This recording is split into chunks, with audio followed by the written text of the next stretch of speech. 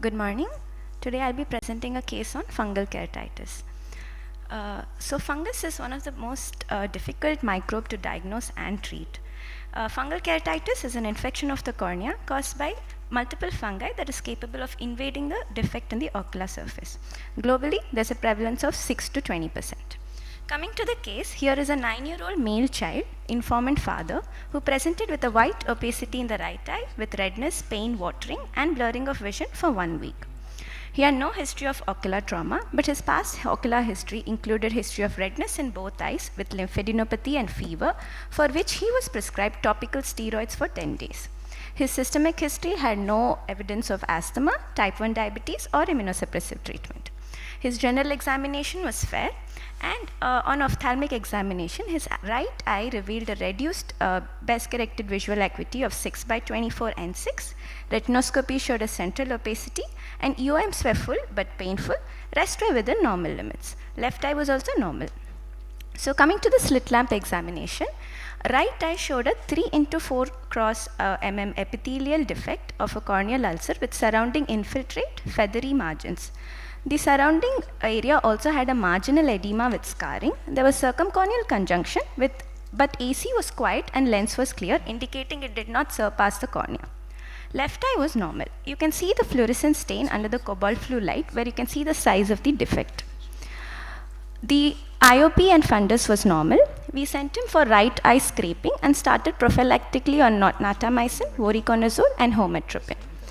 In 5 days, the stromal infiltrate reduced, but the marginal edema remained. And in 15 days, he had a healed ulcer with a macular grade opacity, partially involving the visual axis.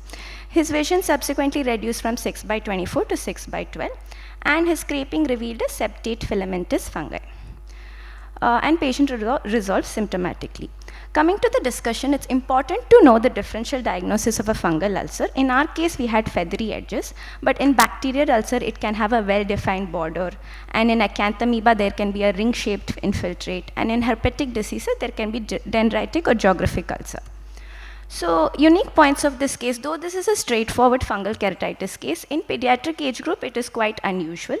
And in this child, there was a rapid progression within 1 week, highlighting the aggressive growth of the fungus. And it was merely just a short-term topical steroid use for 10 days. So we should be cautious with the steroids. Aggressive management is required with early intervention, though you don't get the results of the culture. Differential diagnosis is the key. As discussed, we shouldn't misdiagnose it as a viral or a bacterial keratitis. And risk of long-term visual impairment in children can lead to amblyopia. So take-home message, not all infections come with a cut. Even short-term topical steroids can be a silent trigger. Use steroids wisely in pediatric cases and educate parents and caregivers on self-medicating with steroid and not to delay with a specialist consultation. Thank you. Thank you, Amirtha. And it's a very important point. Steroids nowadays we are realizing, be it allergic conjunctivitis, be it any post-op inflammation cases, if you keep on giving steroid in pediatric cases, the glaucoma and all these things they go unnoticed, and also it alters the local flora that produces for subsequent fungal infections. Any comments? Yeah, no, one thing is in treatment, what you wanted is thorough debridement. In fact, that is one thing along with the topical steroids, and because the penetration is less, they are lipophilic, so better to give intrastromal.